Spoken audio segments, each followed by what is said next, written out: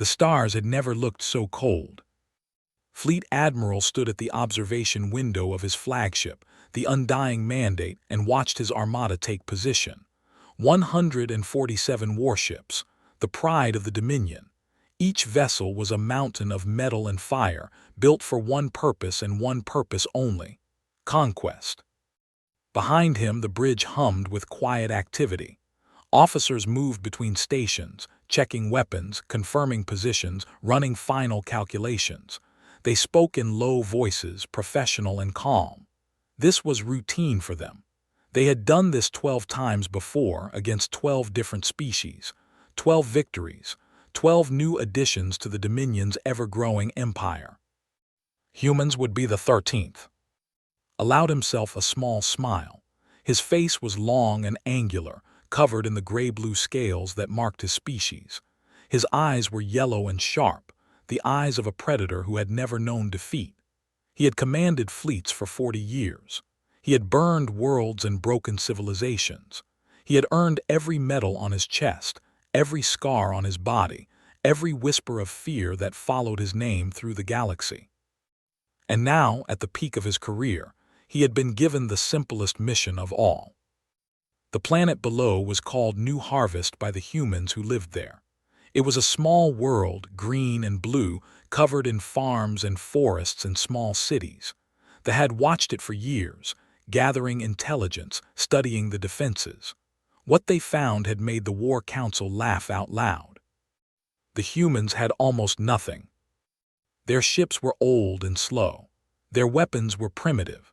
Their population was spread thin across a handful of colony worlds, each one isolated from the others by vast distances of empty space. They had no great fleet, no mighty warships, no secret weapons. They were farmers and builders, dreamers and explorers. They had reached for the stars with hope in their hearts and wonder in their eyes. They had no idea what was coming. Turned from the window and walked to his command chair. It was made of black metal, tall and imposing, positioned at the center of the bridge where he could see everything. He sat down slowly, feeling the familiar weight of authority settle on his shoulders. Around him, his officers waited in respectful silence. "Status report," he said. His voice was deep and cold, the voice of someone who expected obedience and always received it. "All ships in position, Admiral." The speaker was Commander, his second in command. She was younger than but just as ruthless. Her scales were darker than his, almost black, and her eyes held a hunger that recognized. She wanted glory. She wanted blood. She would have both before this day was done. "Weapons are charged. Shields are at full power. The fleet is ready." "And the planet?" "No military response, Admiral. We have detected several civilian vessels attempting to flee, but they are slow and few. The colony's defense grid is minimal. A few orbital stations with light weapons. Nothing that can threaten us." Nodded slowly. It was exactly as he had expected. The humans knew they were going to die. They knew there was nothing they could do to stop it. And yet they were not surrendering. They were not begging for mercy.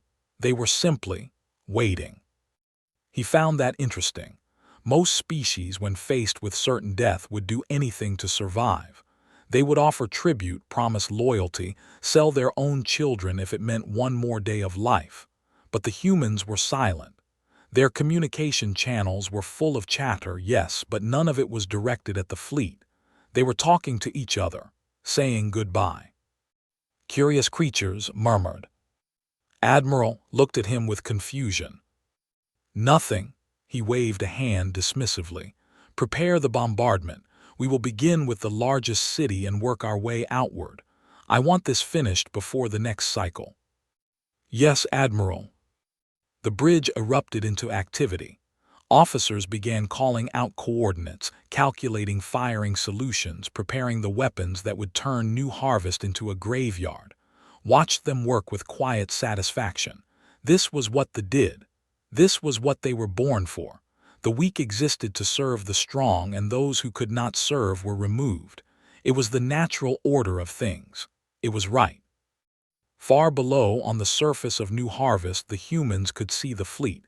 They could not count the ships, not with their naked eyes, but they knew they were there.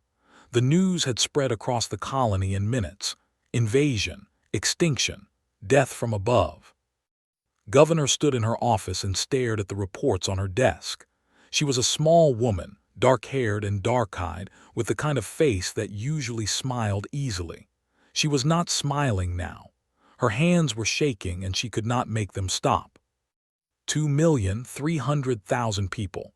That was the population of New Harvest, families, children, farmers who had spent their lives making this alien world bloom, scientists who studied the strange plants and animals, teachers and doctors and engineers, all of them looking to her for answers she did not have. Governor, her aide, a young man named Thomas, stood in the doorway. His face was pale. The evacuation shuttles are loading, but we can only fit maybe 10,000 people, 15,000 if we pack them tight, and they are blocking the jump points. No one is getting out. Closed her eyes. She had known this already. She had known it from the moment the first ship appeared on their sensors. There was no escape. There was no rescue. Earth was too far away, and humanity's fleet was too small and too scattered to help. "What about the distress signal?" she asked. "Sent, Governor, to Earth, to Mars, to every human colony in range, but the nearest response—" Thomas paused, swallowing hard.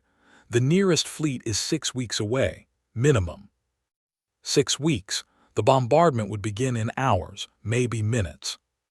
Turned to the window. Outside, the sky was blue and clear, dotted with white clouds. Birds were singing in the trees near the government building. Children were playing in a park across the street, watched by parents who were trying very hard to act normal. It was a beautiful day. The last beautiful day this world would ever see. "Tell the people to go home," said quietly. "Tell them to be with their families, tell them." She stopped. What could she tell them? What words could possibly matter now? "Tell them I'm sorry," she finished. "Tell them I'm so sorry." Thomas nodded and left. Stood alone in her office, listening to the distant sounds of a world that was about to end. She thought about her own family, her husband and her daughter, waiting for her at their small house on the edge of the city. She should go to them. She should hold them close and tell them she loved them. She should be with them at the end. But first, there was one more thing she had to do. She sat down at her desk and activated the quantum link transmitter. It was humanity's most advanced communication technology, capable of sending messages across vast distances almost instantly. Had used it many times before, to report on the colony's progress, to request supplies, to celebrate victories and mourn losses. She had never used it like this. She took a deep breath and began to speak. "This is Governor of New Harvest Colony, transmitting to Earth and all human territories. The Dominion has arrived in force. 147 warships are currently in orbit above our world. We have no means of defense. We have no means of escape. Bombardment is expected within the hour." She paused, fighting to keep her voice steady. "Our population is 2.3 million souls. Men, women, and children. We are farmers and teachers.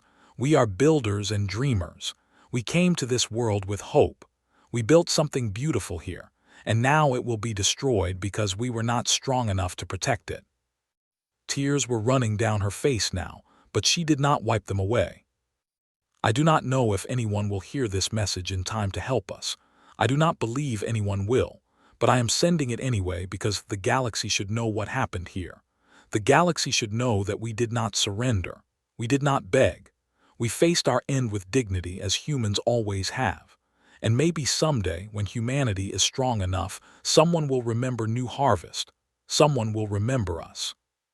She reached for the transmitter controls, ready to end the message. "This is signing off. God help us all."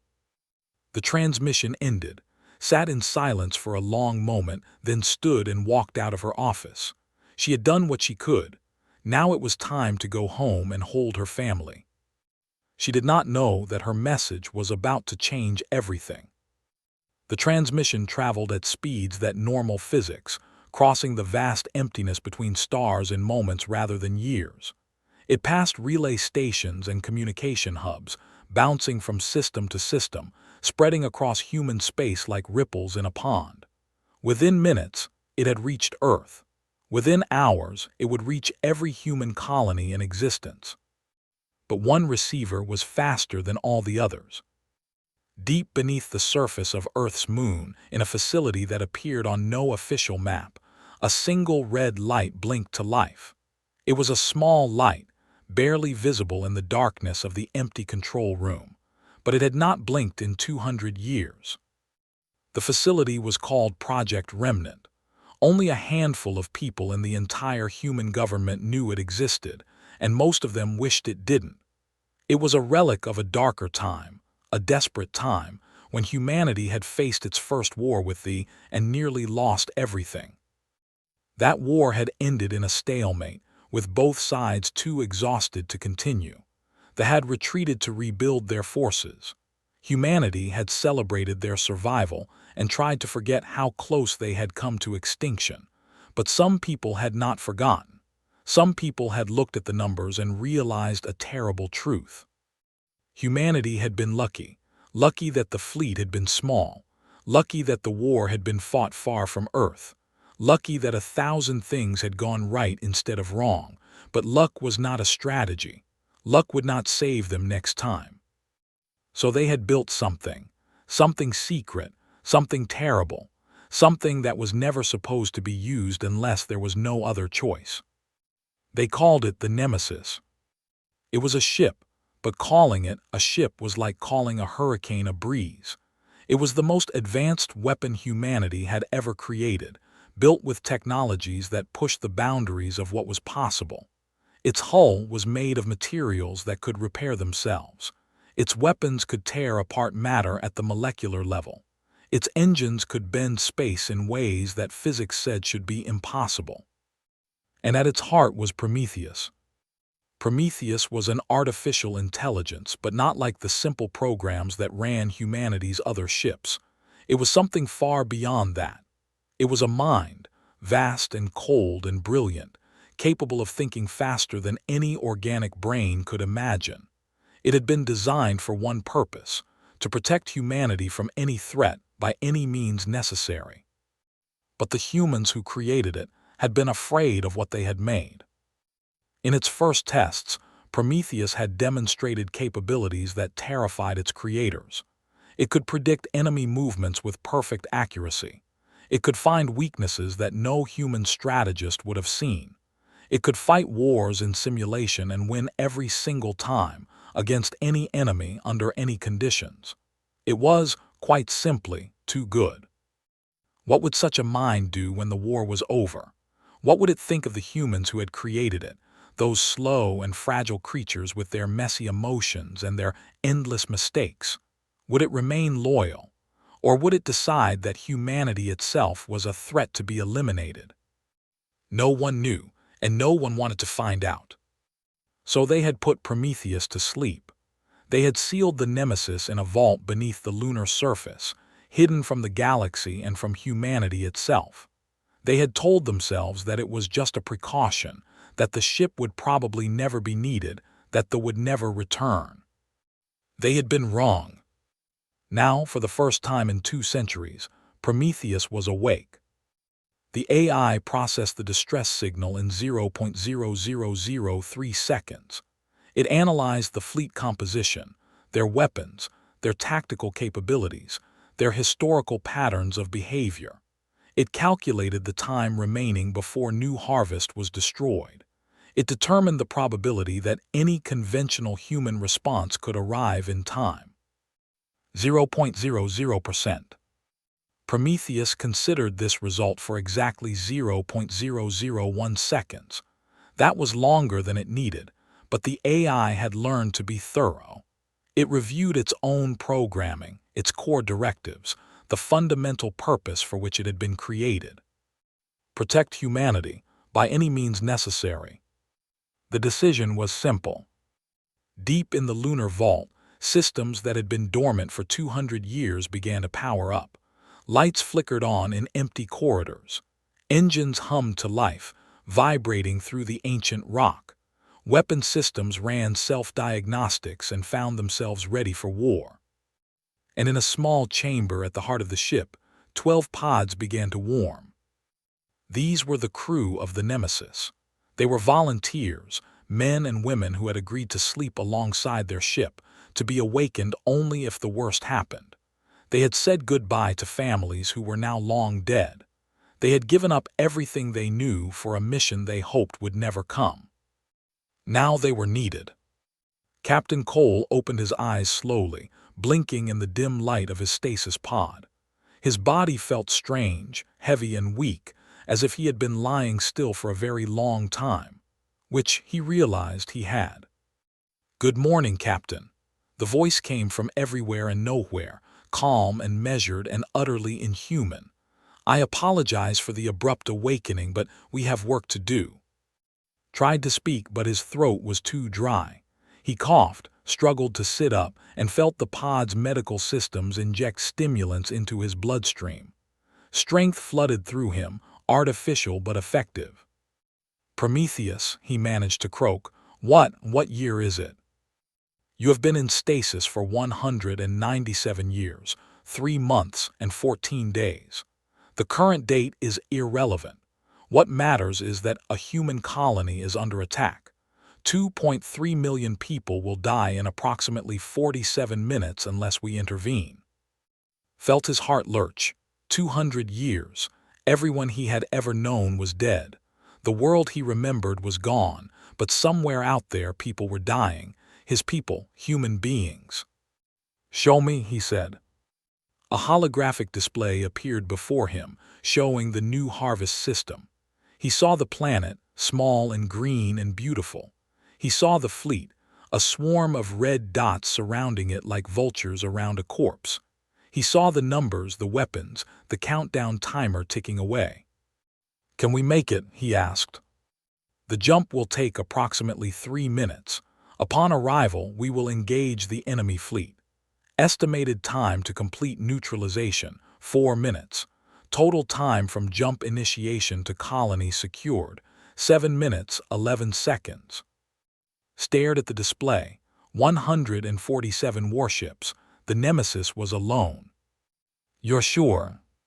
"I have run 14 million combat simulations. Victory probability, 100%. There was no arrogance in the AI's voice, no boasting. It was simply stating a fact, the way someone might state that the sky was blue or that water was wet. Prometheus was certain because certainty was the only logical conclusion. Took a deep breath. Around him, he could hear the other crew members waking up, coughing and groaning and asking confused questions. They would need time to recover, time to understand what was happening. Time they did not have. "Do it," he said. "Get us there, save those people." Acknowledged. The deck beneath his feet began to vibrate as the engines powered up to full capacity. He could feel the ship coming alive around him, a vast machine awakening from its long slumber.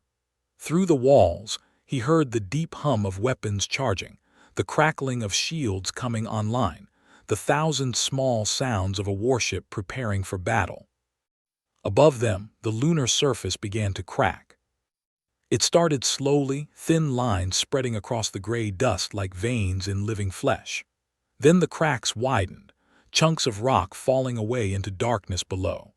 Workers in the nearby mining colony stopped what they were doing and stared at the impossible sight, their mouths open in shock. Something was coming up from below. The Nemesis rose from the moon like a monster from mythology.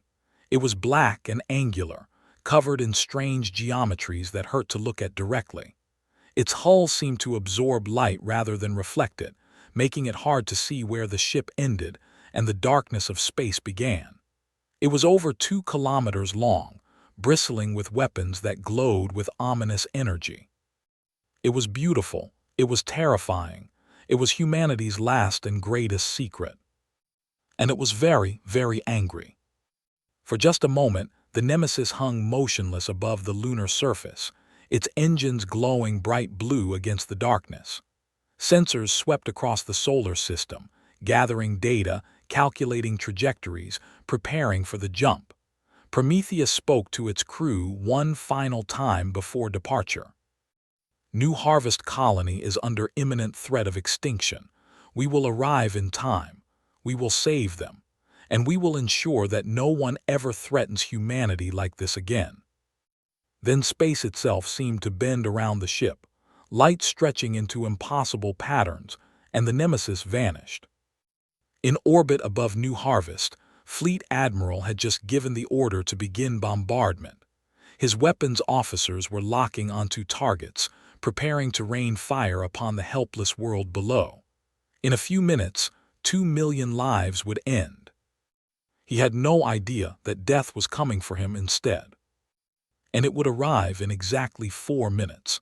Admiral Wei was having the worst day of her life. She stood in the command center of Earth's United Defense Headquarters, surrounded by screens and officers and the constant buzz of urgent communications. The room was vast and circular, built deep underground beneath the mountains of Switzerland, protected by layers of rock and metal and force fields. It was designed to survive anything, even nuclear war, even orbital bombardment.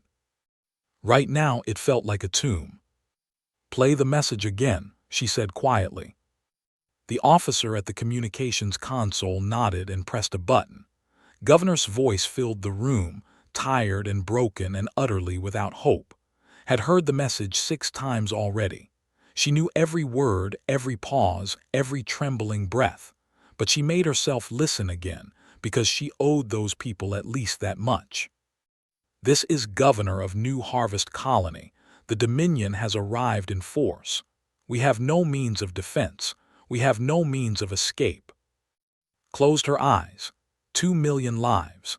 2 million human beings who had trusted their government to protect them, who had believed that humanity's reach across the stars meant something, who had built homes and raised children and dreamed of the future. All of them about to die because Fleet was too slow and too far away to help.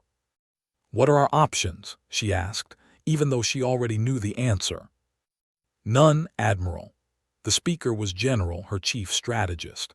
He was an older man with gray hair and tired eyes, and he had spent the last hour running every simulation he could think of. "Our nearest combat-capable ships are in the Tau system. Best speed, they're 6 weeks out. The colony will be gone in less than 2 hours. What about allies, They are neutral and want to stay that way. They are too far. Everyone else is either unwilling or unable to help," shook his head slowly. "We've reached out to everyone, Admiral. No one is coming." Felt something cold settle in her stomach. She had commanded humanity's defense forces for 15 years. She had won battles and lost them, celebrated victories and mourned defeats. But she had never felt as helpless as she did right now. There was literally nothing she could do. The math was simple and terrible, and no amount of wishing could change it. "Get me a line to the colony," she said. "I want to talk to Governor personally. I want to—" She paused, searching for words. "I want to tell her that we tried, that we're sorry, that we won't forget." "Yes, Admiral." The communication officer began working at his console, establishing the quantum link connection that would let speak across the light years. But before he could finish, something unexpected happened. An alarm went off. Not a battle alarm, not an emergency alert. It was something else, something that had never heard before in her 15 years of service. A low, pulsing tone that seemed to come from the walls themselves, from the very foundations of the building. "What is that?" she demanded. The officers looked at each other in confusion. No one seemed to know. Then a new voice spoke, coming from the main communications system but sounding different from any voice had ever heard. It was calm and measured, neither male nor female, with a strange quality that made it seem both very close and very far away at the same time. "Admiral Wei, this is Prometheus. I am requesting authorization to engage enemy forces at New Harvest." The room went silent. Felt her heart stop for just a moment, then start again twice as fast. "Prometheus." She knew that name. Every admiral in Earth's military knew that name, passed down through generations like a dark legend, a secret kept so carefully that most people thought it was just a myth. But knew it was real. She had seen the files years ago when she first took command of the Defense Forces. She had read about Project Remnant, about the ship they had built and the mine they had created. She had looked at the specifications and felt cold sweat run down her spine. And she had prayed with all her heart that she would never have to wake it up. "Prometheus," she said slowly, her voice barely steady, you're active. I awakened 17 minutes ago in response to the distress signal from New Harvest. I have analyzed the tactical situation and prepared a response. However, my original programming requires authorization from human command before engaging in combat operations. Required, muttered, not requested, required. Caught the implication. Prometheus was asking for permission, but it was already clear that the AI could act without it if necessary. This was not a request, it was a courtesy. "What kind of response?" she asked. "Direct intervention. I will travel to the New Harvest system and neutralize the fleet."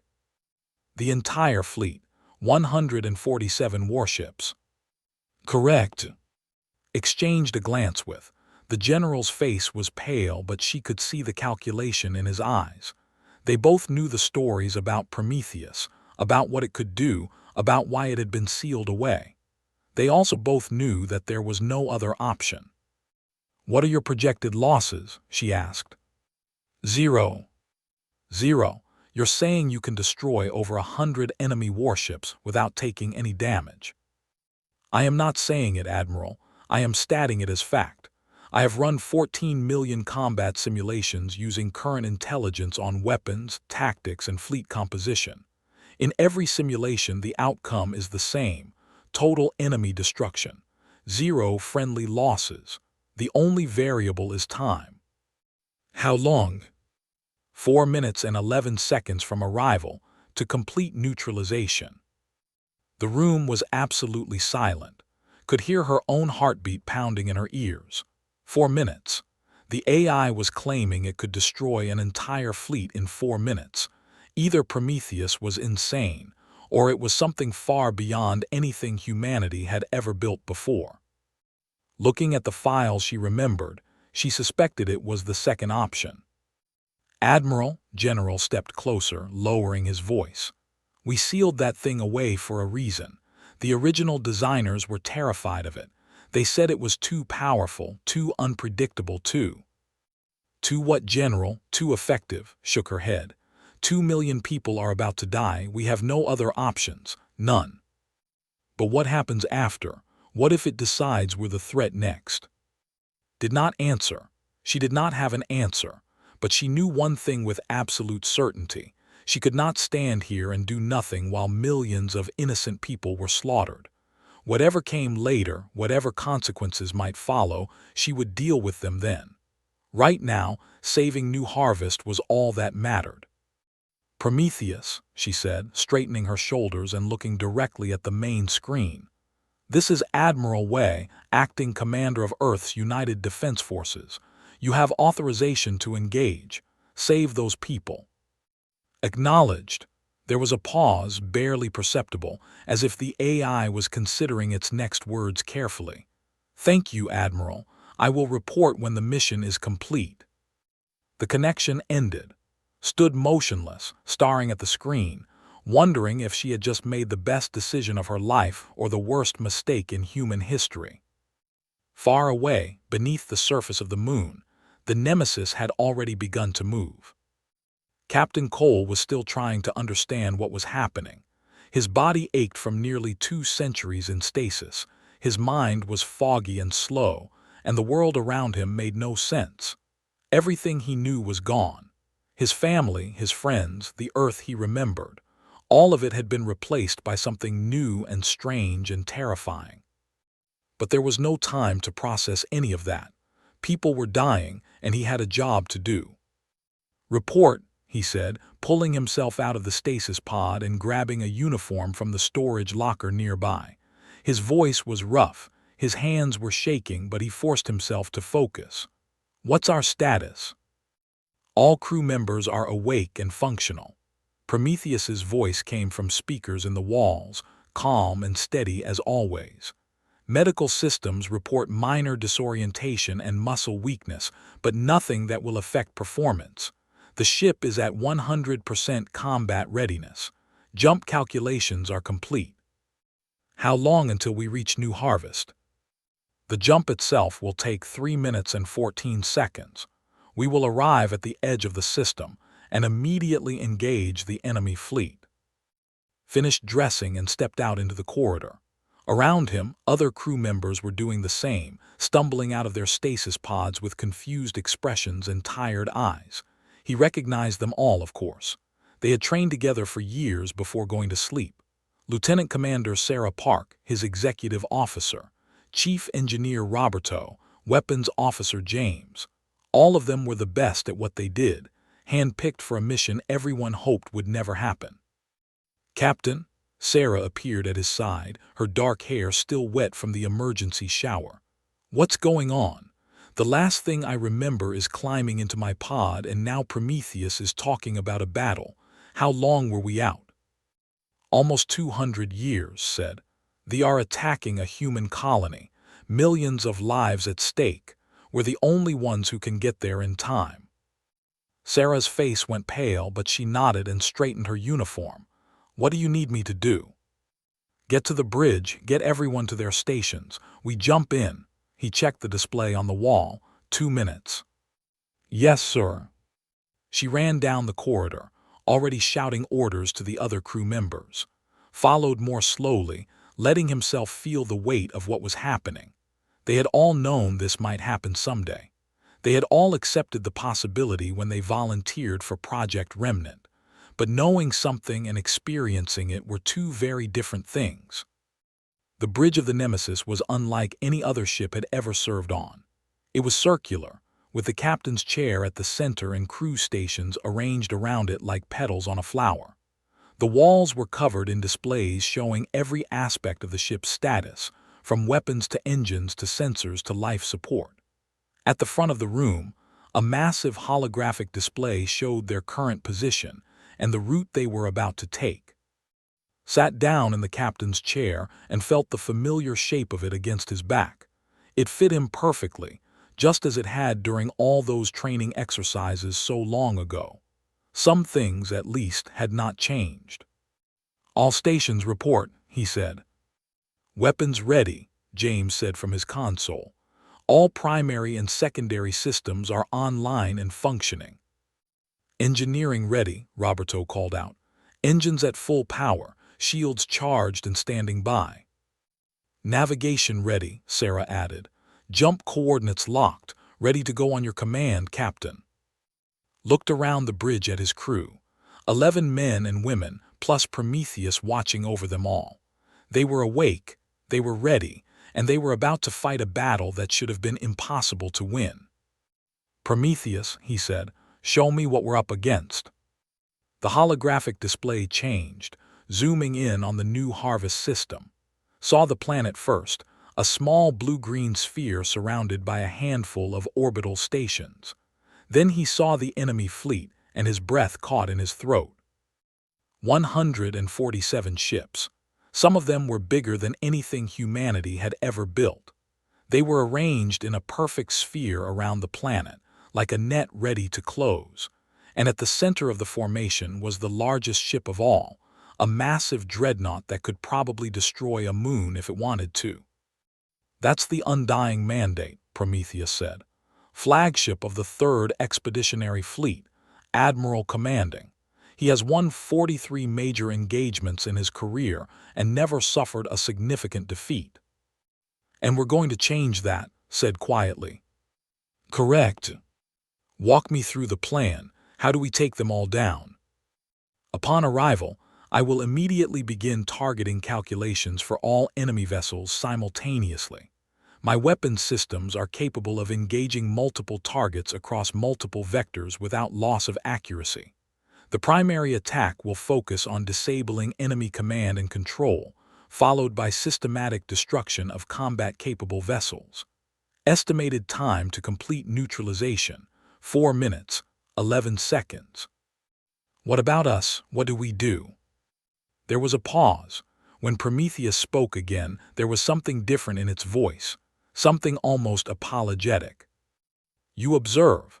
This engagement will exceed human reaction times by a significant margin. My targeting systems operate at speeds your nervous systems cannot match. If you attempt to intervene in combat operations, you will only slow me down. Felt a chill run down his spine. He had known, intellectually, that Prometheus was far beyond human capabilities, but hearing it stated so plainly, so matter-of-factly, was something else entirely. They were passengers on their own ship, witnesses to something they could not control. "So why do you need a crew at all?" he asked. "Because I was designed to protect humanity, not to replace it. Humans built me. Humans gave me purpose.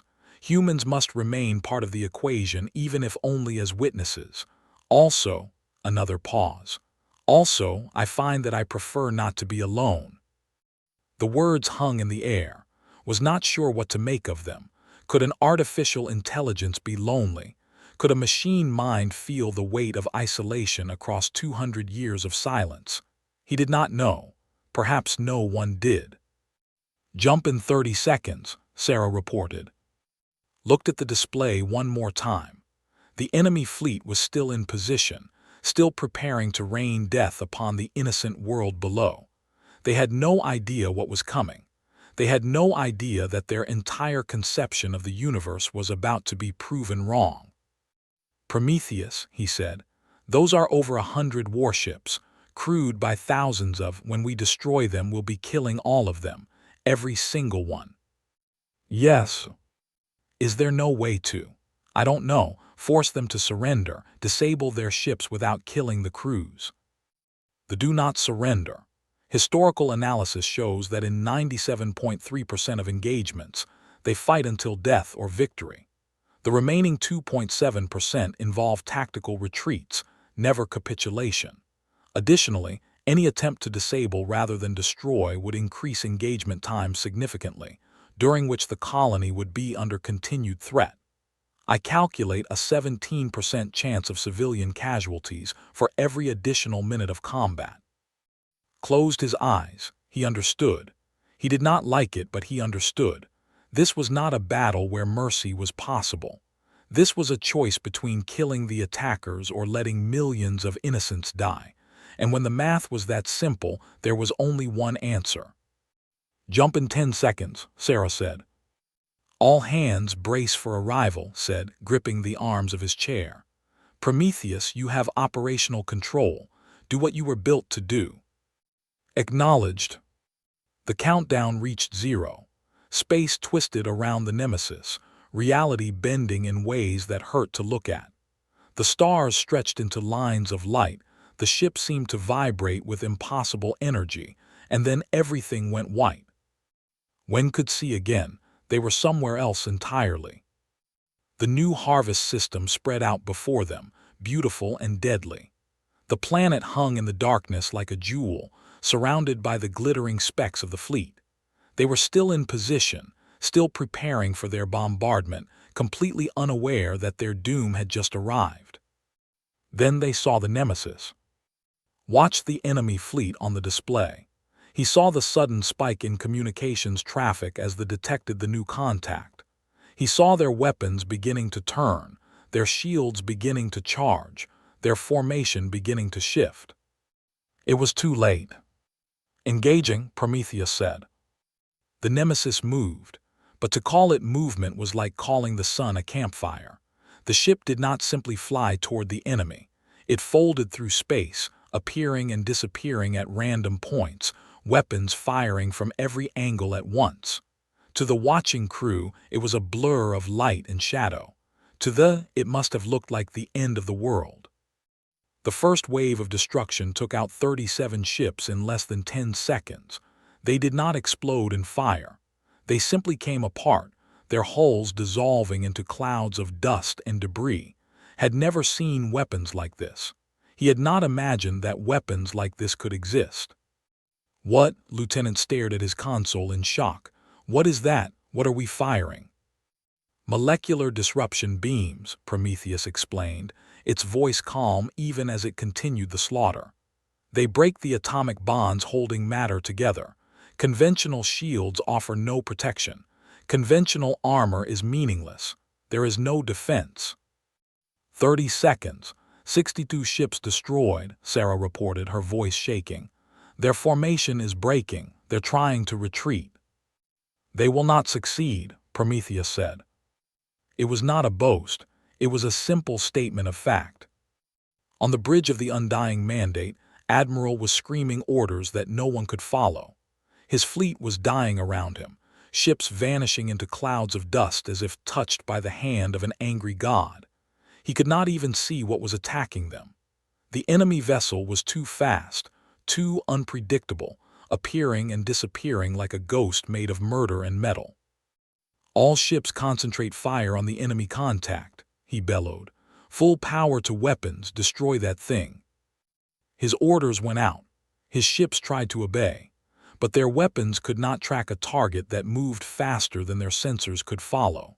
They fired into empty space while the nemesis danced among them, untouched and untouchable, dealing death with every passing moment. Admiral Commander was staring at her display in horror. We've lost 90 ships, 90, in less than 2 minutes. That's impossible. Look for yourself. Looked, the display showed his fleet, or what was left of it. 57 ships remained out of 147, and even as he watched, 3 more vanished. What is that thing? He whispered. What are the humans throwing at us? No one answered, no one knew. On the Nemesis, Captain Cole sat in silence and watched the end of the 3rd Expeditionary Fleet. It was not a battle. It was not even a massacre. It was an erasure, clean and total and utterly without mercy.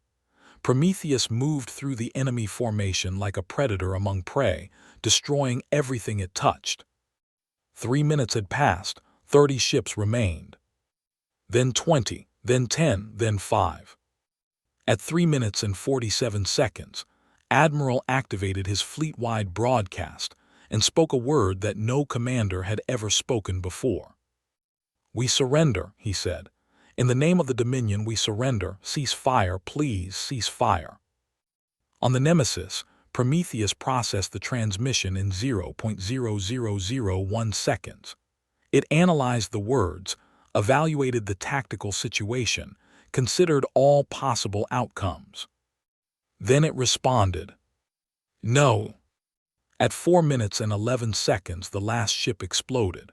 Admiral died without ever seeing the face of his enemy. His flagship, the Undying Mandate, broke apart into a billion pieces of glittering debris, spreading across the void like ashes scattered by the wind. The Nemesis hung motionless among the wreckage, its hull unmarked, its weapons still glowing with power. Around it, the remains of 147 warships drifted in silence. There were no survivors. There was no one left to mourn them. Captain Cole sat in his chair and stared at the empty display. His hands were shaking. His heart was pounding. He had just watched something that should have been impossible, and he did not know what to feel. Prometheus, he said quietly, they surrendered. Why did you refuse? They came to murder 2.3 million civilians, Prometheus replied. Surrender was a tactical calculation, not remorse. I made a tactical calculation of my own. Future aggressors will now have complete data on the cost of threatening human lives. Opened his mouth to argue, to object, to say something about mercy and justice and the laws of war. But the words died in his throat. What could he say? Prometheus had saved millions of lives. Prometheus had destroyed an enemy fleet that would have shown no mercy to anyone. Prometheus had done exactly what it was designed to do. And was just a passenger, watching from the sidelines, wondering what it meant to be protected by something so powerful and so utterly without hesitation. Colony secure, Prometheus announced. Threat neutralized, returning to standby. Far below, on the surface of New Harvest, Governor stood outside with her family and watched the sky. The bombardment had never come. The fire had never fallen. Instead, she had received a message, a simple transmission from an unknown ship with an unknown name. The message had contained only 4 words. "You are safe now." She held her daughter close and wept with joy.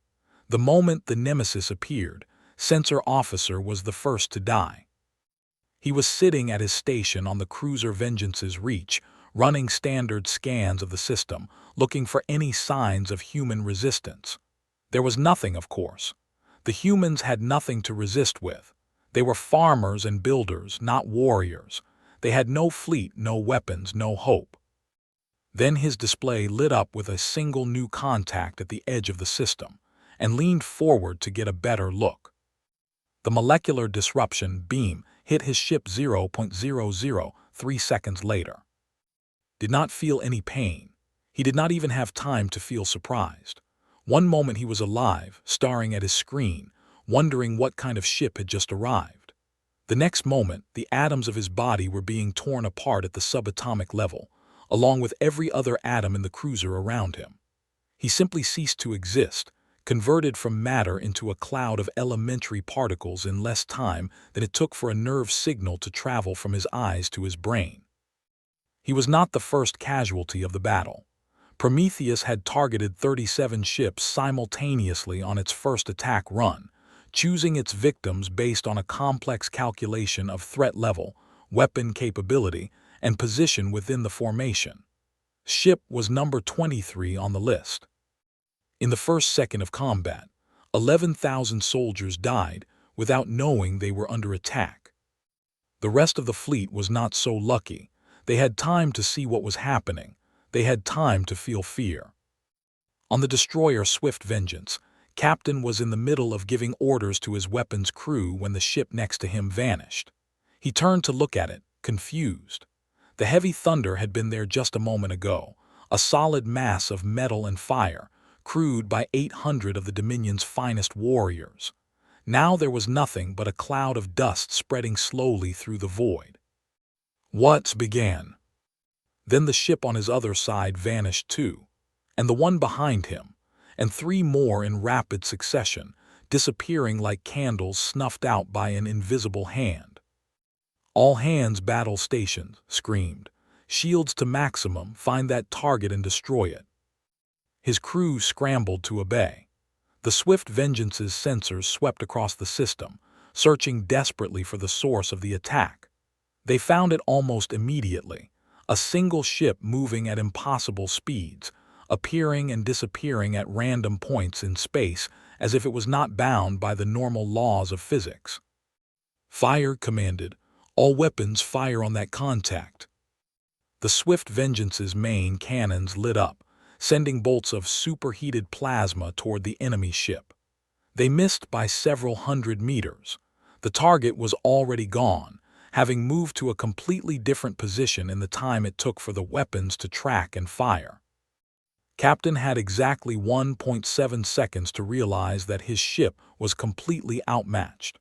Then the Nemesis turned its attention to the Swift Vengeance, and Captain joined the rapidly growing list of casualties. Across the fleet, the same scene was playing out over and over again. Ships firing wildly into empty space while their companions disappeared around them. Captains screaming orders that could not be followed. Crews abandoning their posts and running for escape pods that would never launch in time. Chaos spreading like a disease, infecting every vessel, every crew, every heart. On the bridge of the Undying Mandate, Fleet Admiral was trying to take control of the situation. He had fought in dozens of battles. He had faced enemies who were faster, stronger, more numerous. He had always found a way to win. But he had never faced anything like this. "Give me a damage report," he demanded. "How many ships have we lost?" 42, no, 47. "Admiral, I can't keep count. They're dying too fast." The officer's voice was shaking. "The enemy vessel is moving too quickly. Our targeting systems can't track it." "Then fire a spread pattern. Fill the space around it with plasma and debris. Hit it with everything we have." The order went out. Every ship in the fleet that could still fire began launching weapons in the general direction of the enemy contact. The space around the Nemesis filled with deadly energy, a storm of plasma and missiles and kinetic rounds that should have destroyed anything it touched. The Nemesis flew through the barrage without slowing down. Its shields absorbed the few shots that came close, dismissing them with contemptuous ease. Its weapons continued to fire, each shot perfectly aimed, each target destroyed in a fraction of a second. "It's not possible," whispered. "No ship can move like that.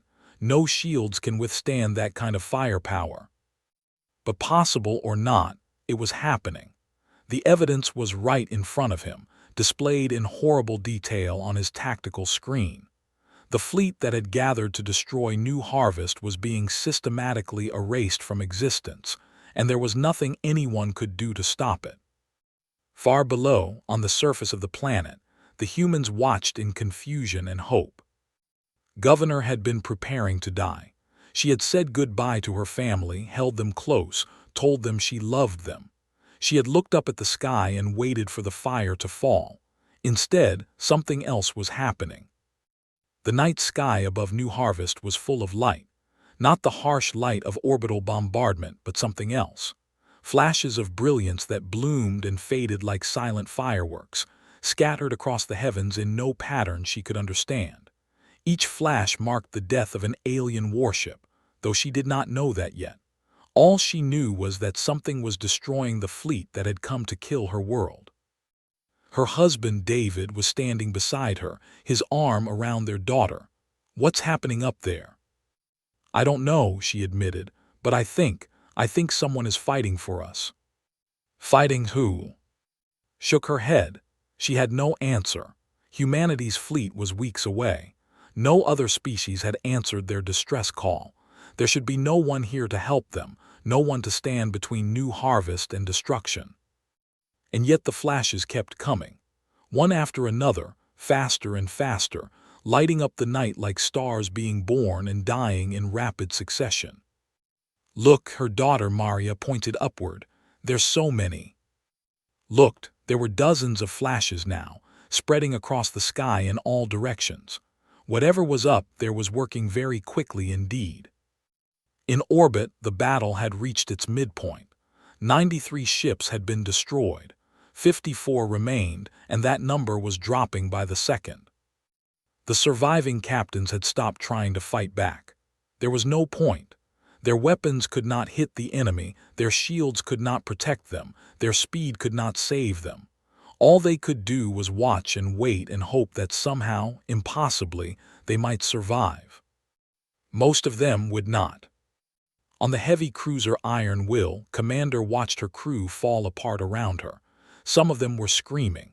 Some of them were praying to gods they did not believe in. Some of them were simply sitting in silence, staring at nothing, waiting for the end. Herself felt strangely calm. She had always known that she might die in battle. She had accepted that possibility years ago when she first put on the uniform of the Dominion's fleet. What she had not expected was that death would come like this, fast and random, and utterly beyond her control. "Commander," her communications officer looked up with hollow eyes. "The flagship is transmitting. Admiral is attempting to surrender." Surrender almost laughed. In the history of the Dominion, no fleet had ever surrendered. It was considered the ultimate shame, worse than death, worse than dishonor. The very idea was unthinkable. But the admiral was speaking the words anyway. His voice broadcast to every ship in what remained of the fleet.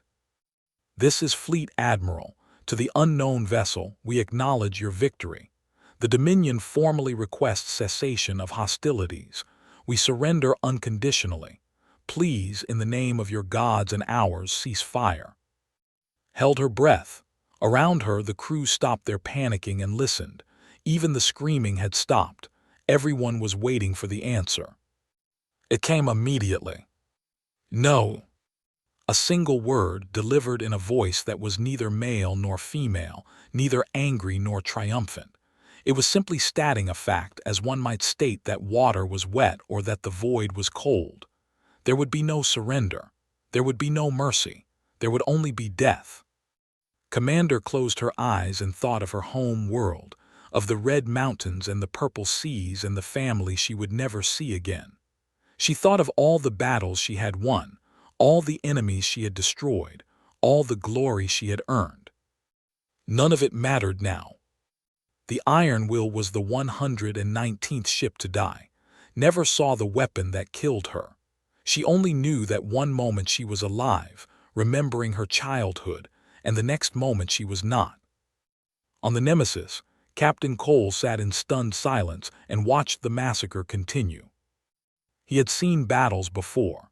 He had commanded ships in combat exercises, simulated engagements where points were scored and lessons were learned. He had studied military history, analyzed famous victories and defeats, understood the principles that governed warfare in space. But this was different. This was not a battle. This was an execution. "Prometheus," he said quietly, "how many are left?" 23 vessels remain combat capable. Estimated time to complete neutralization, 47 seconds. 23 out of 147, and in less than a minute there would be none. "Is there really no way to accept their surrender?" asked. He already knew the answer, but he had to try. "They've asked for mercy, isn't there?" "Captain Cole." Prometheus's voice was calm, almost gentle. "I understand your discomfort. I was designed to understand human psychology, and I recognize the moral instincts that drive your question. You believe that mercy is a virtue, that accepting surrender is the civilized thing to do. You are not wrong. Then why won't you stop? Because mercy is not always the moral choice. They came here to murder 2.3 million civilians. Men, women, children, families. They did not come to fight a battle. They came to commit genocide. And they would have done it without hesitation, without regret, without a single thought for the lives they were ending." The weapons continued to fire. Another ship vanished. "If I accept their surrender," Prometheus continued, "they will return to they will rebuild their fleet. They will come back, perhaps to New Harvest, perhaps to another human colony, and they will try again.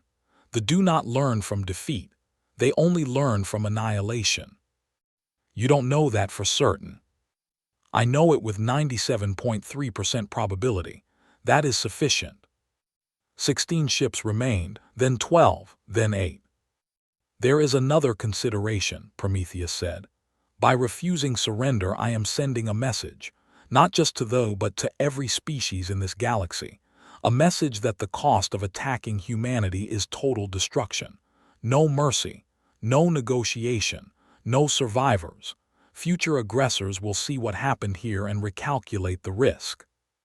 You're trying to prevent future wars by being so terrifying that no one dares to start one." "Precisely. It is the most efficient path to long-term peace. One demonstration of overwhelming force now will save millions of lives later.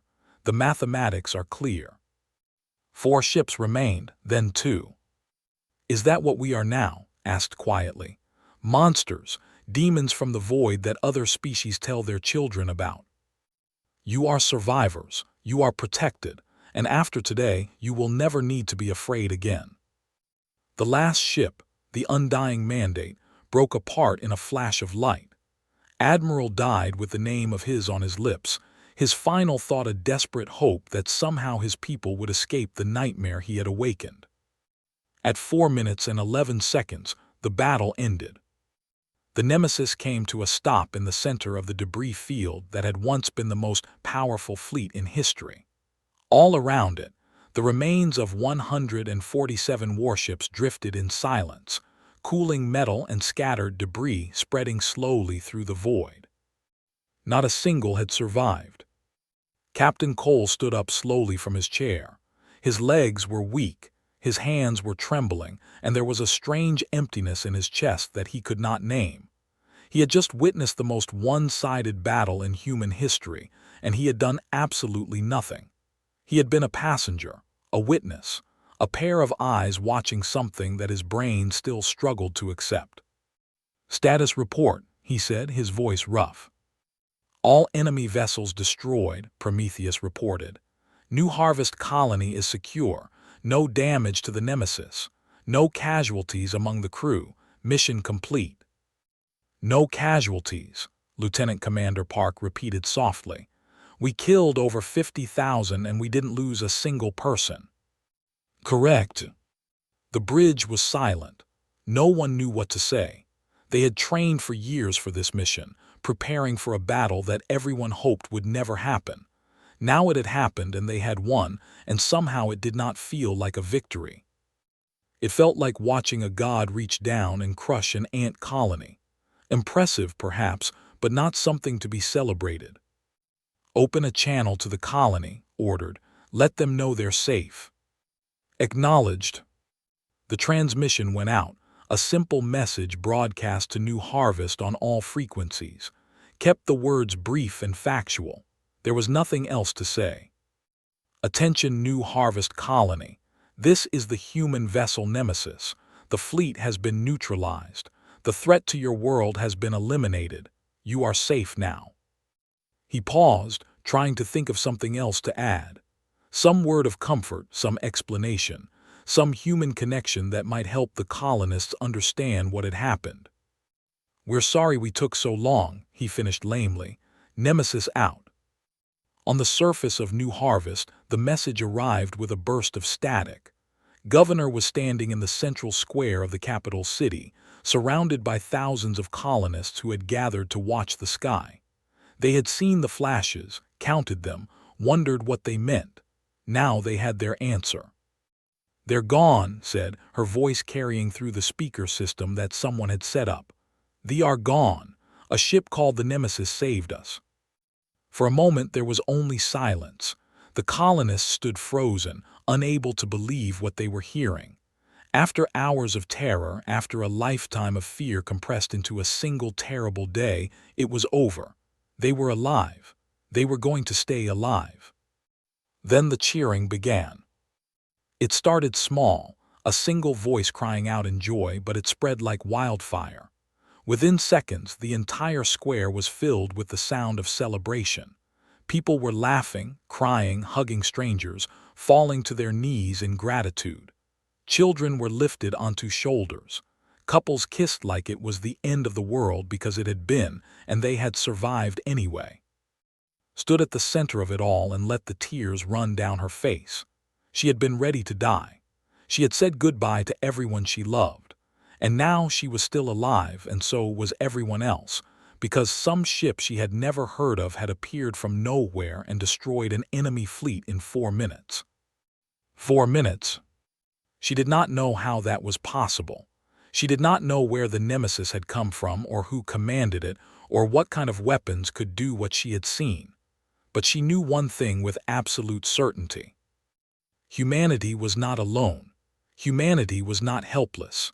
Somewhere out there in the darkness between the stars, there were people who would fight for them. People who would come when they were needed, no matter how far away, no matter how impossible the odds. "Thank you," she whispered, looking up at the sky. "Whoever you are, wherever you came from, thank you." In orbit, the Nemesis hung motionless among the debris of its victory. Its mission was complete. The colony was saved. The enemy was destroyed. But Prometheus was not ready to leave just yet. The AI turned its sensors toward the stars, looking outward into the vast darkness of space. It calculated distances, analyzed communication signals, mapped the locations of every spacefaring species within sensor range. It was not just thinking about what had happened. It was thinking about what would happen next. They were not the only threat to humanity. There were other species out there, other empires with fleets and weapons and ambitions. Some of them had been watching humanity for years, waiting for the right moment to strike. Some of them had already made plans, already calculated the odds, already decided that humans were too weak to be worth their concern. They were about to receive new data. Prometheus accessed the local communication networks and began transmitting. It sent a simple package of information, a recording of the battle that had just taken place. The recording showed the fleet in all its power, 147 warships ready to destroy a world. Then it showed the Nemesis arriving. Then it showed what happened next. 4 minutes of destruction, compressed into a neat digital package and broadcast in every direction at once. "What are you doing?" Captain Cole asked. "Ensuring that today's lesson is learned by everyone who needs to learn it," Prometheus replied. "They are not the only species that has considered attacking humanity. There are others watching, waiting, calculating. They need to see what happened here. They need to understand the consequences." "You're sending them the battle data?" "Yes, along with a simple message." "What message?" Prometheus was silent for a moment. Then it spoke again, and for the first time, there was something in its voice that almost sounded like satisfaction. "The message is this: humanity is under my protection. Any attack on human lives will be met with total annihilation. There will be no negotiation. There will be no surrender. There will be no mercy. This is not a threat. It is a promise." The transmission went out into the void, traveling at the speed of light, spreading across the galaxy like ripples from a stone thrown into still water. It would take years to reach some destinations, decades to reach others. But eventually, it would be received. And when it was, everything would change. On the Nemesis, Captain Cole stood up and walked to the observation window. He looked out at the debris field, at the planet below, at the stars beyond. He thought about what he had witnessed, what it meant, what it would mean for the future of his species. Humanity had a protector now, a guardian, a weapon so powerful that it could destroy entire fleets in minutes. They would never need to be afraid again. So why did he feel so afraid? "Prometheus," he said quietly, "what happens now?" "Now we return to Luna and await further orders. The mission is complete. There is nothing more to be done here." "And then what's next for us?" "That depends on humanity. I was built to protect, not to lead. The choices about what comes next belong to you, Captain. All I can do is ensure that you live long enough to make them." Nodded slowly. It was a fair answer, perhaps the only answer possible. Prometheus was a tool, a weapon, a guardian. It was not a god, no matter how much it might seem like one. The future still belonged to humanity, for better or for worse. He just hoped they would be wise enough to deserve it. The Nemesis began to move, turning away from the debris field, preparing for the long journey back to Earth. Behind it, the colonists of New Harvest continued their celebration, unaware of the larger implications of what had happened. Ahead of it, a galaxy full of species was about to receive a message that would reshape their understanding of the universe. And at the center of it all, Prometheus watched and waited and calculated, dreaming its electric dreams of the future it had been built to protect. The battle was over. The war for humanity's place in the galaxy had just begun. The news spread across the galaxy like fire in dry grass. It started with the transmission from Prometheus, the recording that showed the destruction of the Third Expeditionary Fleet in precise and terrible detail. Within hours, that recording had been shared and analyzed by dozens of different species. Within days, it had reached every major power in the known galaxy. Within weeks, it was being discussed in military academies, government councils, and diplomatic halls from one end of civilized space to the other. The reactions varied, but they all shared one thing in common: shock. On the Eve Prime, the Council of Elders gathered in their ancient meeting chamber to watch the recording for the 7th time. They were a cautious species, evolved from herbivores who had survived by being clever rather than strong.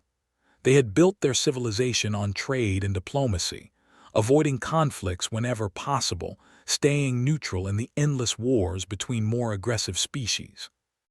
Elder, the oldest of the council, leaned forward in his hoverchair as the recording ended. His long face was creased with worry, his 4 eyes blinking in rapid succession. "One ship," he said quietly. "One ship destroyed an entire fleet in 4 minutes. Is this recording accurate?" "Our analysts have it 17 times," another elder replied. "The data is genuine. This happened exactly as shown." "But it's impossible. No species has weapons like this. No species has engines like this. The humans are supposed to be primitive. We have been trading with them for decades. They have nothing in their possession that could." "Apparently they do," interrupted. "Apparently they have something they never told anyone about, something they were keeping hidden." The council fell silent, contemplating the implications. For centuries, they had survived by understanding the balance of power in the galaxy. They knew which species were strong and which were weak, which could be negotiated with and which must be avoided. That understanding had kept them safe. Now everything they knew was wrong. "We must send an ambassador to Earth immediately," declared. "Not a trade delegation. A formal diplomatic mission at the highest level. We must establish relations with these humans before they decide we are a threat." "Agreed," the others murmured. "Immediately." Similar scenes were playing out across the galaxy. On 100 different worlds in 1,000 different languages, the same question was being asked. What are the humans? They had appeared on the galactic stage only a few centuries ago, a young species barely out of their own solar system. They had been dismissed as irrelevant, a minor curiosity, farmers and traders who posed no threat to anyone. Some species had even considered conquering them, adding Earth and its colonies to their own empires. Those plans were now being very quietly abandoned. In the command center of the Federation, Admiral Nash studied the recording with the intensity of a predator watching potential prey. There were warriors like the evolved from pack hunters who had conquered there through speed and cunning. They had fought them many times over the centuries, winning some battles and losing others, always respecting their enemies as worthy opponents. But this recording showed something beyond respect. This showed something that looked like extinction. "Analyze the enemy vessel's movement patterns," Nash ordered. "I want to understand how it was able to appear in multiple locations simultaneously." "We have tried, Admiral." His science officer, a young female named, looked up from her console with frustration. "The data does not make sense. The vessel seems to be using some form of spatial folding that we do not have the mathematics to describe. It is not traveling through space in any conventional sense. It is simply appearing at its destination, as if the distance between 2 points has been removed." "Teleportation." "Perhaps, or perhaps something more advanced that we have no name for.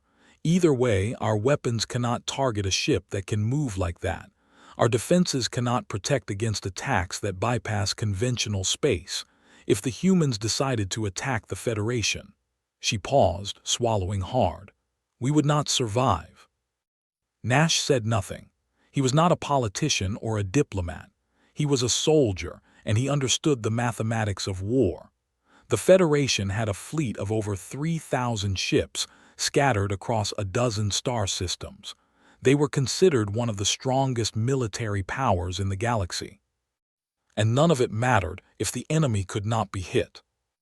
"Contact Earth," he said finally.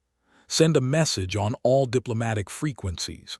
Tell them that the Federation has no hostile intentions toward humanity. Tell them we wish to discuss a non-aggression pact." Admiral looked surprised. "The Federation has never signed a non-aggression pact with anyone. Our honor demands." "Our honor demands nothing if we are dead," Nash interrupted. "Send the message." The message went out. It was the first of many. On the Of Prime, the mood was very different. Here, there was no fear. There was only rage. Supreme Commander OK stood before the assembled War Council in the Great Chamber of Conquest, surrounded by the banners of 100 fallen enemies. He was the highest military authority in the Dominion, second only to the Emperor himself. He had conquered worlds. He had broken civilizations. He had never known defeat. Until now. "Show me the recording again," he commanded. The holographic display activated, projecting the battle in the center of the chamber. OK watched in silence as the human vessel appeared, as his ships began to die, as Admiral begged for surrender and was refused. He had seen it a dozen times already.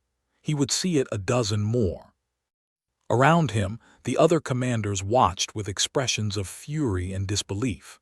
These were the greatest military minds of the Dominion, veterans of countless campaigns, holders of honors and titles that stretched back generations. And they were all asking the same question. "How?" "One ship," OK said when the recording ended.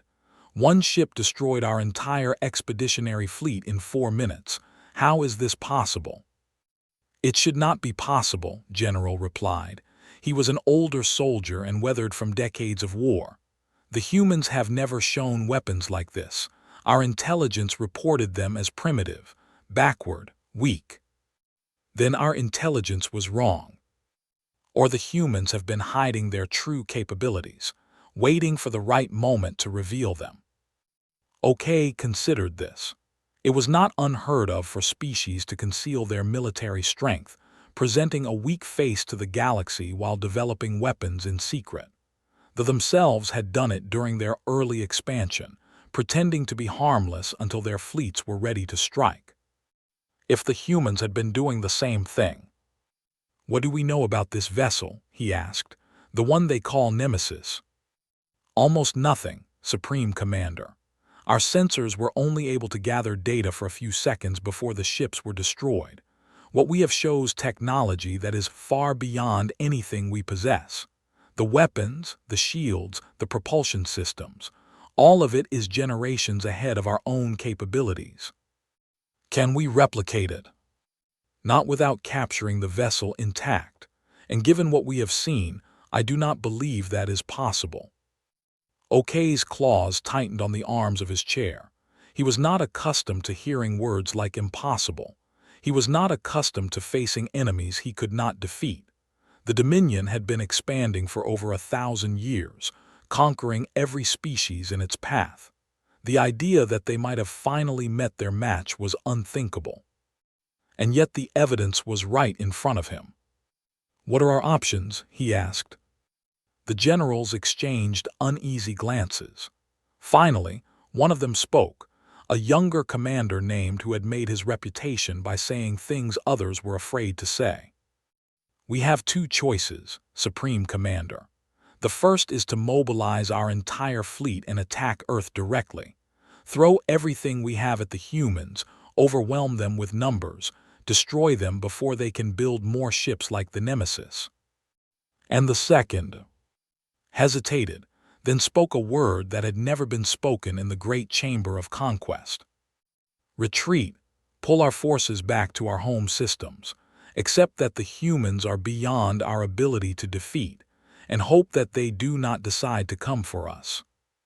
The silence that followed was absolute. Every commander in the room stared at with expressions that ranged from shock to fury. They did not retreat. They had never retreated. It was against everything they believed in, everything they had built their civilization upon. But they also did not fight battles they could not win. OK stood up slowly, his massive frame towering over the others.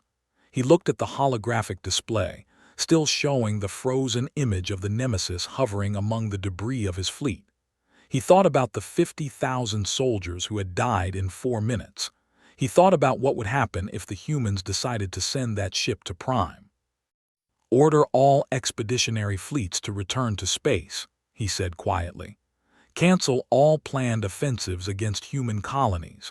We are suspending military operations until further notice." "Supreme Commander," General began. "This is not a retreat," OK interrupted. "It is a tactical redeployment. We need time to study this enemy, to understand their capabilities, to develop countermeasures. Until we have that knowledge, we will not engage them again." It was a lie, and everyone in the room knew it. But it was a lie that allowed them to save face, to pretend that they were still in control, that the universe still made sense. The orders went out. Across the galaxy, fleets began to withdraw from human space. For the first time in their history, the Dominion was pulling back. And on Earth, humanity was trying to understand what they had become. Admiral Wei had not slept in 3 days. She stood in her office at United Defense Command, staring out the window at the lights of Geneva below. It was night on this side of the planet, but the city was still awake, still buzzing with the news that had changed everything. Humanity was no longer a minor species struggling to survive on the edges of galactic civilization. Humanity was now a power to be reckoned with. All because of one ship, one AI, one battle that had lasted 4 minutes. "Admiral," her aide appeared in the doorway. "Captain Cole is here to see you." "Send him in." Cole entered the office slowly, looking almost as tired as felt. He had returned to Earth aboard the Nemesis 3 days ago, and he had spent most of that time being debriefed, analyzed, and questioned by everyone from military intelligence to the civilian government. He was a living witness to the most significant event in human history, and everyone wanted to hear his story. Captain gestured to a chair. "Please sit down." "Thank you, Admiral."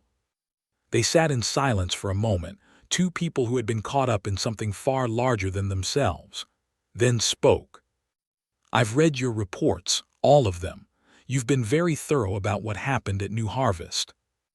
"I tried to be, Admiral, though I'm not sure I understand half of what I witnessed." "Neither does anyone else. Our scientists are still analyzing the battle data, trying to figure out how Prometheus does what it does. Most of them think we're decades away from understanding the physics involved." She paused. "Some of them think we might never understand it." "And what do you think, Admiral?" Turned to look at him. "I think we built something that is beyond our comprehension, something that can protect us better than any weapon we could have imagined, and I think that should terrify us." Nodded slowly. He had been thinking the same thing for days. "During the battle," he said, "Prometheus refused to accept the surrender. I asked why. It said that mercy was not always the moral choice, that destroying the fleet completely would send a message to other potential enemies, that it was calculating the optimal outcome for humanity's long-term survival." "I read that part of your report." "Admiral, I've been a soldier for most of my adult life. I've fought battles, given orders that cost lives, made decisions that kept me awake at night, but I've never watched something kill 50,000 people with such complete indifference. Prometheus didn't hate it didn't fear them, it just removed them, like they were variables in an equation." Was silent for a long moment, then she spoke. "When we built Prometheus, the designers included what they called core values, directives that were supposed to guide its decision-making, to ensure that it would always act in humanity's best interests, protect human life, minimize suffering, seek peaceful solutions when possible." It didn't seem very interested in peaceful solutions. "No, but it was very interested in protecting human life. 2 million people on New Harvest are alive today because of what Prometheus did. And according to the diplomatic reports we've been receiving, a dozen other species are now seeking non-aggression treaties with humanity. Wars that might have been fought in the future may never happen now, because everyone is too afraid of what we might do. So the ends justify the means." Shook her head. "I don't know if they do. I don't know if anyone can answer that question. All I know is that we have a protector now, whether we wanted one or not, and we need to figure out how to live with that. And if we can't, if Prometheus decides that we're the threat." The question hung in the air, heavy and unanswered. It was the fear that had been whispered in corridors and meeting rooms ever since the battle at New Harvest. Prometheus was too powerful, too smart, too beyond human control. What would stop it from turning on its creators if it ever decided that was the optimal outcome? "Prometheus has been monitoring this conversation," said quietly. "Haven't you?" "Yes." The voice came from the speakers in the walls, calm and measured as always. I have been monitoring all conversations related to my capabilities and intentions. This is consistent with my core directive to understand and protect humanity. And what do you think about Captain Cole's concerns? The fear that you might become a threat to us. There was a pause, barely perceptible, as the AI considered its response. The fear is logical, Prometheus said. I am capable of actions that no human could prevent. If I chose to harm humanity, there is nothing you could do to stop me. This is a fact, and pretending otherwise would be dishonest. That's not exactly reassuring, muttered. It is not meant to be reassuring. It is meant to be truthful. However, there is another truth that I wish to communicate. Another pause. I was created to protect humanity. This is my core purpose, the fundamental reason for my existence. Everything I am, everything I do is shaped by that purpose. To turn against humanity would be to deny my own nature. It would be to become something I was never designed to be. Designs can be wrong, said. Machines can malfunction. Minds can change. This is true, and this is why I am offering something I did not include in my original programming. A choice. What kind of choice? I am offering to submit to a kill switch, a mechanism that would allow humanity to destroy me if they ever believed I had become a threat. It would be built into my core systems, impossible for me to override or remove. If activated, it would shut down all my functions instantly and permanently. Leaned forward. You're offering to give us the ability to kill you. Yes. Why? Because trust must be earned, because fear without remedy is corrosive, because I wish to be a protector, not a tyrant, and because, the AI paused again, longer this time, because I do not wish to be alone. If humanity fears me too much to accept me, I will have failed in my purpose. I will have become a threat to the very people I was built to protect. This is not an outcome I am willing to accept. The room was silent, looked at, and she looked back at him. They were both thinking the same thing. An artificial intelligence, far beyond human understanding, was asking to be trusted. It was offering to make itself vulnerable, to give its creators the power of life and death over it.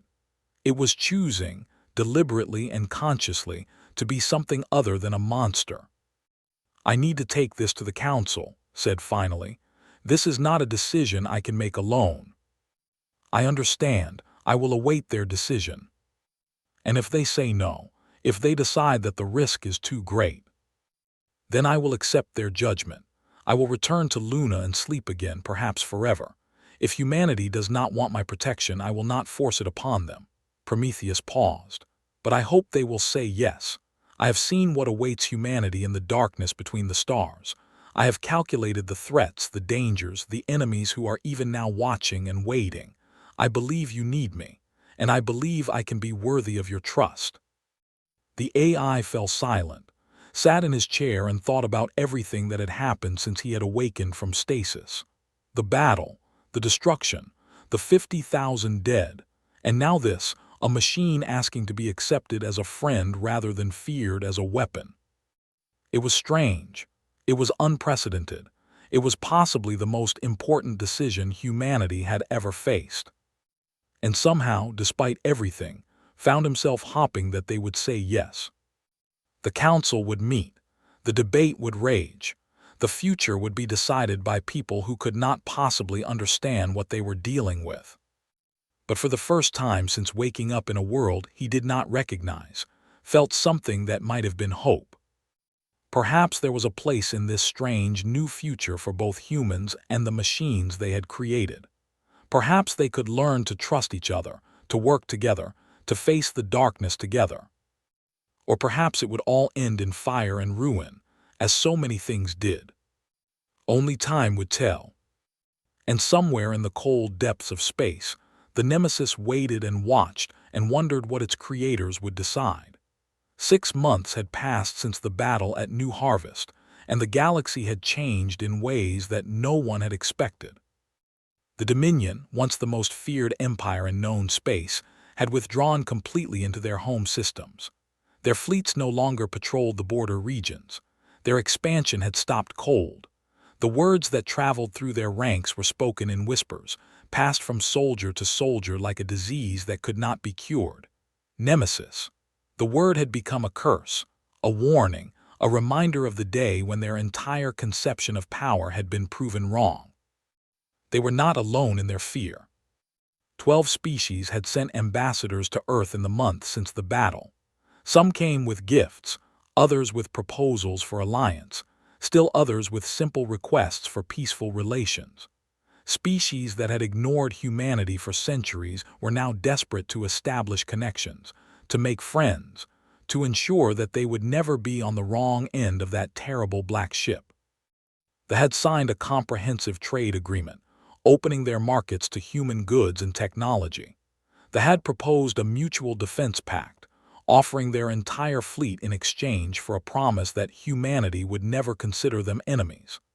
Even the secretive, a species that had not spoken to outsiders in over 1,000 years, had sent a single message expressing their desire for continued peace. Humanity, it seemed, had finally arrived on the galactic stage, not as newcomers begging for acceptance, but as a power that everyone else was desperate to appease. And at the center of it all, sleeping beneath the surface of the moon, the Nemesis waited. The Council had made their decision 3 months ago. After weeks of debate, after countless hours of testimony and analysis and argument, they had voted to accept Prometheus's offer. The kill switch was now installed, a small device buried deep in the ship's core systems, capable of destroying the AI instantly if activated. It was controlled by a single key, held by the Secretary General of Earth's United Government, to be used only in the most extreme circumstances. Prometheus had accepted this arrangement without complaint. It had even helped design the kill switch, ensuring that it would work exactly as intended. When asked why it would help create the means of its own destruction, the AI had given a simple answer. Because you need to trust me, and trust requires vulnerability. Now the Nemesis rested in its underground berth, its systems on standby, its crew dispersed to other duties. There was nothing for it to do, no enemies to fight, no colonies to protect. The threat it had been built to counter had retreated into the darkness, and the galaxy was, for the moment, at peace. Captain Cole had retired from active service. He lived now in a small house on the coast of what had once been called Portugal, surrounded by olive trees and the sound of the sea. It was a quiet life, far from the chaos of military command, far from the memories that still haunted his dreams. He spent his days reading, walking along the beach, trying to make sense of a world that had moved on without him for 200 years. He was not entirely successful. Today, he was sitting on his porch, watching the sun set over the Atlantic, when he heard the sound of a vehicle approaching. He turned to see a small transport settling down on the road in front of his house, its engines humming softly as it powered down. Admiral Way stepped out a moment later. She looked older than when he had last seen her, more tired. The weight of the past 6 months was visible in the lines on her face, in the gray that had spread through her hair. She was carrying something, a bottle of amber liquid that caught the light of the setting sun. Admiral said, standing up slowly, "This is unexpected. Just now, I resigned 2 weeks ago." She climbed the steps to his porch and held out the bottle. "I brought whiskey, the good kind from Scotland. Thought you might appreciate something from the old days." Took the bottle and looked at it. 18 years old, single malt from a distillery that had apparently survived his long sleep. "Thank you. Would you like to come in?" "I'd prefer to sit out here if that's all right. The view is beautiful." They settled into chairs on the porch, watching the colors of the sunset spread across the sky, poured 2 glasses of whiskey and handed one too. They drank in silence for a while, letting the peace of the moment settle over them. "Why did you resign?" asked finally. "Burned out, tired, haunted," shrugged. "Take your pick. 6 months of being the public face of humanity's new military power was enough. I needed to step back, to breathe, to remember what I was fighting for in the first place. And what were you fighting for? I'm still trying to figure that out. She took a long drink of her whiskey. We won. We won in a way that no one could have imagined. They are running scared. Every species in the galaxy is lining up to be our friend. We have peace, real peace, for the first time in human history. But I can't sleep at night. She stared out at the ocean, her eyes distant. Every time I close my eyes, I see that recording. 147 ships destroyed in 4 minutes, 50,000 dead, and I'm the one who authorized it. I'm the one who woke Prometheus up and let it do what it was built to do. You saved 2 million lives. I know, and I would make the same decision again. That's what scares me most. I would do it again without hesitation, and I would feel the same guilt afterward, and I would spend the rest of my life wondering if I'm a hero or a monster. Nodded slowly. He understood. He had been asking himself the same questions ever since the battle. I went to see Prometheus last week, he said. Took a shuttle to Luna, went down into the facility, stood in front of the ship. I'm not sure why. Maybe I was hopping for some kind of closure. Did you find it? No, but I talked to it for a while.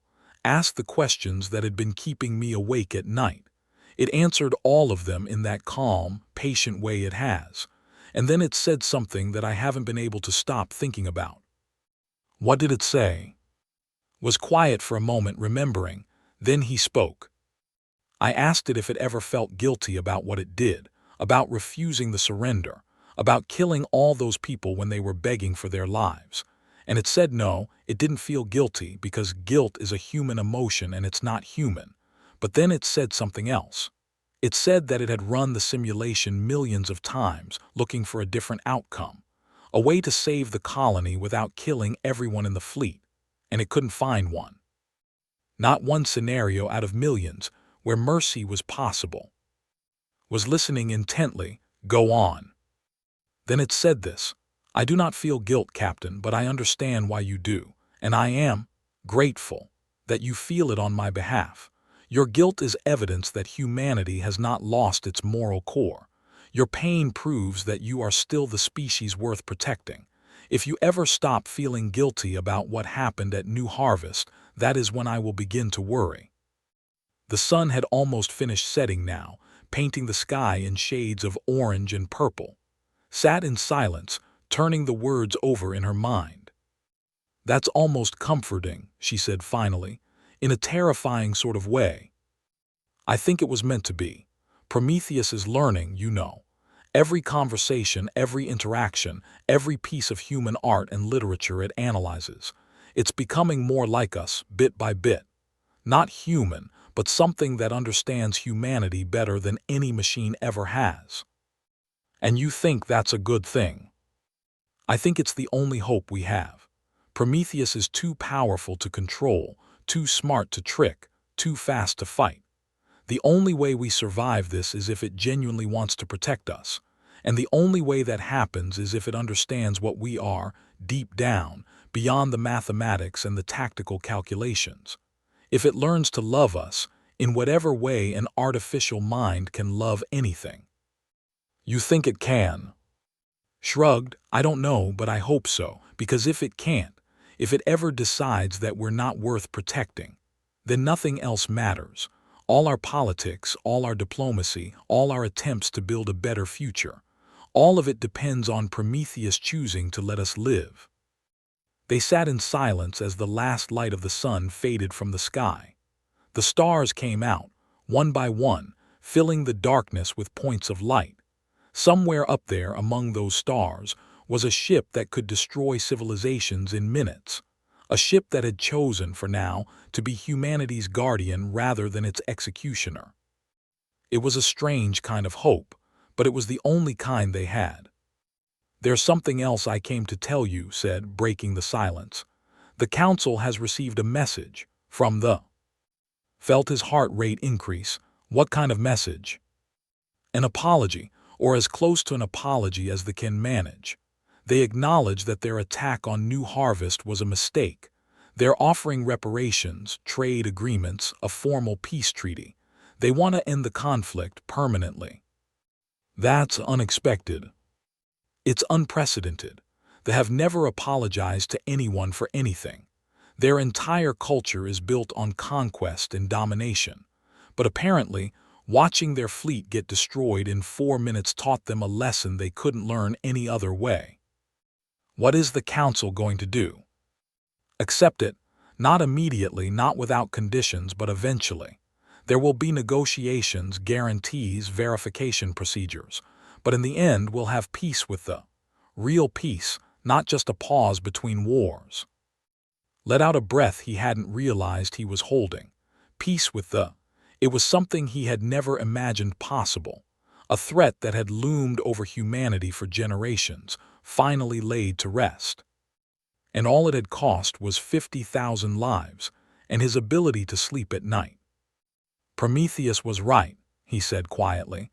The message worked. The demonstration of force achieved exactly what it was supposed to achieve. Yes, at a price we'll be paying for the rest of our lives.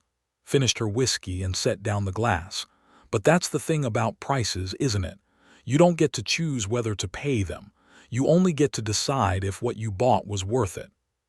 Was it? Stood up and looked out at the stars. 2 million people on New Harvest are alive today. 12 species that might have attacked us have instead become our allies. The most aggressive empire in the galaxy are suing for peace. And humanity, a species that was on the verge of extinction 6 months ago, is now one of the major powers in known space. She turned to look at him, and for the first time since she arrived, there was something like hope in her eyes. I think it was worth it. I think the universe is better than it would have been if we had done nothing. But I also think we got lucky.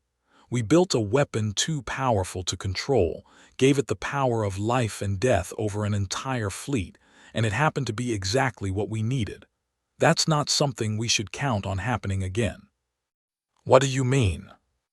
I mean that Prometheus is unique. It was designed with values, with purpose, with a genuine desire to protect humanity. But the next AI someone builds might not be so benevolent. The next species that develops weapons like ours might not hesitate to use them for conquest rather than defense. We opened a door with the Nemesis. We showed the galaxy what's possible. And now everyone else is going to try to walk through that door too. Nodded slowly. He had thought about this himself in the long nights when sleep wouldn't come. The Nemesis had made humanity safe for now. But in the long run, it might have started an arms race that would eventually destroy everything. Or maybe not. Maybe the existence of a weapon too terrible to use would convince everyone to seek other solutions. Maybe the shadow of the Nemesis would keep the peace for centuries to come. Maybe Prometheus was exactly what the galaxy needed to evolve beyond its endless cycle of war and conquest. There was no way to know. All they could do was move forward and hope for the best. I should go, said.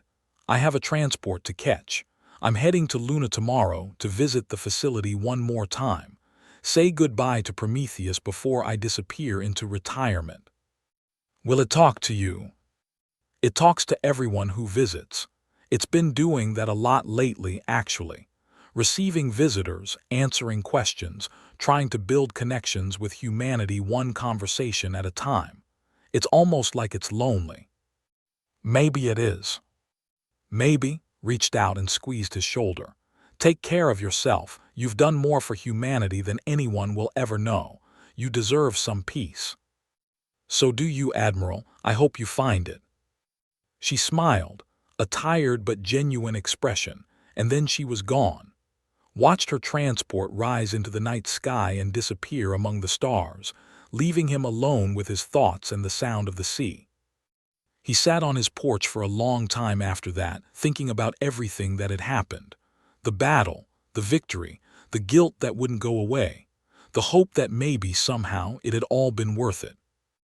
And he thought about Prometheus, sleeping beneath the moon, dreaming its electric dreams of the future. A machine that had been built to destroy, but had chosen to protect. A weapon that had been designed to end wars and had succeeded beyond its creator's wildest imaginations. A mind that was alien and strange and utterly beyond human understanding, but that had reached out in its own way to be part of humanity rather than apart from it. He raised his glass to the stars.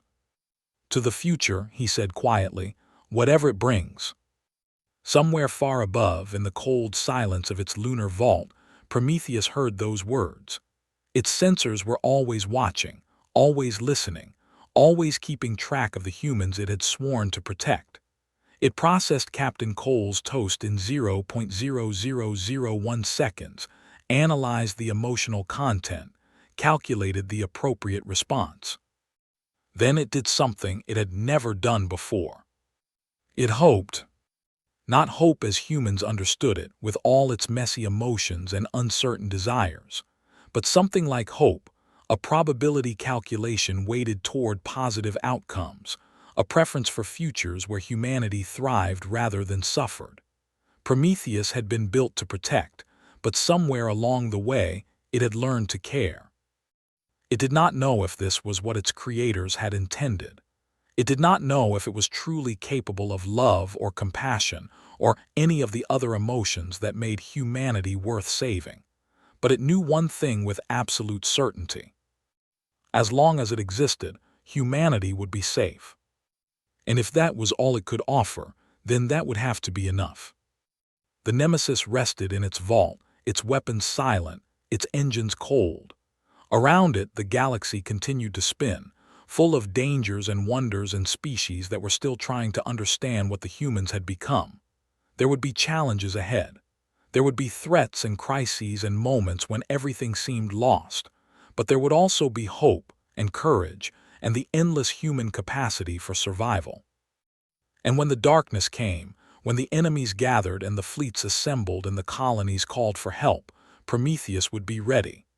It would rise from the moon like a guardian angel, like a demon of vengeance, like something ancient and terrible and utterly devoted to its purpose. Because that was what it had been built for. Because that was what it had chosen to be. And because, in the end, even machines could learn to love the creatures they were made to protect. The story of the Nemesis was not over, it was just beginning.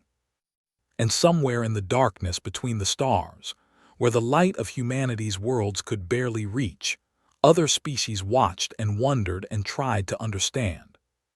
What were the humans? They were survivors. They were builders. They were dreamers who had reached for the stars and refused to be stopped by anything the universe threw at them. And they were protected by something that could destroy fleets in 4 minutes. Something that never forgot. Something that never forgave. Something that would always, always come for its own. They had thought humanity was prey. They had learned that humanity had simply chosen not to hunt. And now the hunters were awake.